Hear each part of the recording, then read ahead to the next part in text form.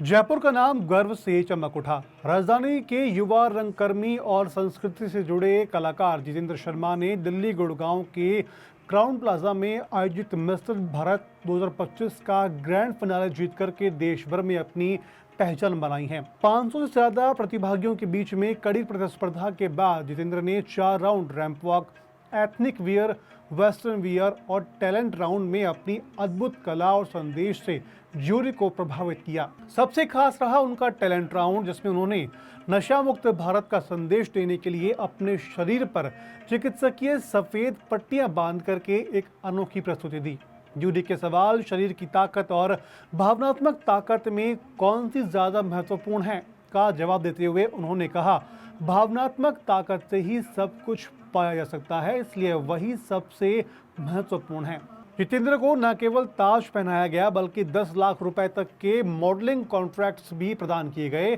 मलवा गांव के किसान परिवार से ताल्लुक रखने वाले जितेंद्र शर्मा शासकीय संगीत में राजस्थान विश्वविद्यालय के टॉपर, कथक, तबला और नाट्य कला में प्रशिक्षित हैं। वे वर्तमान में जयपुर में शुभ विचार संस्थान के माध्यम से कला और संस्कृति के जरिए समाज को सकारात्मक संदेश दे रहे हैं। जितेंद्र ने कहा, मिस्टर भारत के लिए खास है क्योंकि उनका उद्देश्य ब्रेक फ्री फॉर एडिक्शन है।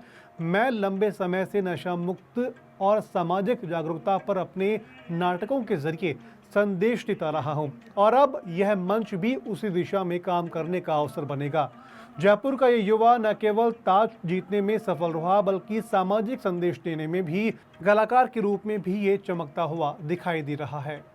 नमस्कार, मैं बहुत ही प्रसन्नता अनुभव कर रहा हूँ क्योंकि मिस्टर भारत का खिताब मुझे मिला है इस वर्ष का और मेरा दायित्व बढ़ जाता है। जिसके कारण मैं चुना गया हूँ वो दायित्व, वो संदेश मुझे लोगों के बीच में पहुंचाना है। हालांकि वह कार्य मैं पहले भी करता था।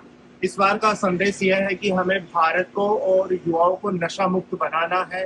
नशा बहुत ही बुरी चीज है जिसे हम सबको बचना चाहिए। आप देखिए, कोई भी व्यक्ति अगर नशा करता है तो नशा करेगा तो उसका स्वास्थ्य डाउन होगा, वो बीमार होगा, उसको हॉस्पिटल भी भर्ती होना पड़ेगा। उसकी वजह से उसकी परिवार, वो स्वयं तो उससे पीड़ित होगा ही होगा, उसको परिवार को भी पीड़ित होना पड़ता है, उसके रिश्तेदारों को पीड़ित होना पड़ता है, उसके मित्रों को भी पीड़ित होना पड़ता है। जैसे ही वो हॉस्पिटल भर्ती होगा, सबको मिलने आना पड़ेगा। एक सामाजिक दायित्व, जिम्मेदारी भी बनती है मिलना, इसलिए भी उसको मिलना पड़ेगा। अब जब वो मिलने जाते हैं उनका समय भी खराब होता है, उनका फाइनेंशियली पे भार भी पड़ता है। इस कारण से नशा बहुत खराब चीज है। नशा का यही कारण नहीं है, नशे के साथ साथ एक और भी जिसको नशे की श्रेणी में हमें माना जाना चाहिए। सोशल मीडिया का ज्यादा से ज्यादा उपयोग, ये भी एक मानसिक तनाव देता है। साथ ही फोन वीडियो देखना, ये भी एक मानसिक तनाव देता है। साथ ही साथ हम किसी भी चीज के लत के शिकार हो जाते हैं, वो भी एक मानसिक तनाव देता है। हमें इससे भी बचना है।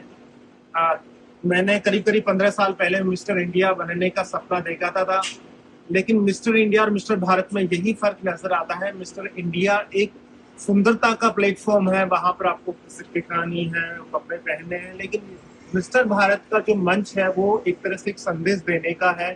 संदेश देने हम सुंदर कब तक रह सकते हैं, कुछ समय तक रह सकते हैं, लेकिन हम सुंदर कार्य कर सकते हैं, एक अच्छा संदेश दे सकते हैं तो वो बहुत समय तक जीवित रह सकता है, यहाँ तक भी हमारे मरने के बाद में भी रह सकता है। तो यह संदेश देने का एक मंच है जिसके लिए चुना गया है। सुंदरता वो सब कुछ अपनी जगह होती है। मैंने इस मिस्टर भारत में जो सबसे अच्छा एक संदेश दिया था वो मैं चिकित्सीय पट्टियों के रूप में मेरा अटायर पहनकर आया था। अधिकतर लोग रैंप वॉक पर कपड़े पहनते तो अपनी सुंदरता को दिखाने के लिए पहनते हैं, लेकिन मैंने अपने जो कपड़े, अपना जो स्टाइल डेवलप किया था वो एक संदेश देने के लिए किया था। आज और ये सभी जो वहाँ देश के जाने माने जज थे, अभिनेता थे, फैशन डिजाइनर्स थे, कुछ उद्योगपति थे, उन सबको यह संदेश समझ में आया और उन्होंने मुझे मिस्टर भारत के लिए चुना। 5 सदस्य जूरी थी, जूरी में फिल्म अभिनेता थे, मिस्टर वर्ल्ड थे। मैं बहुत ही अच्छा अनुभव कर रहा हूँ और एक साल में के लिए ये दायित्व मिला है, लेकिन मैं इसको जीवन भर नशा मुक्त संदेश देने के लिए कार्य करता हूँ।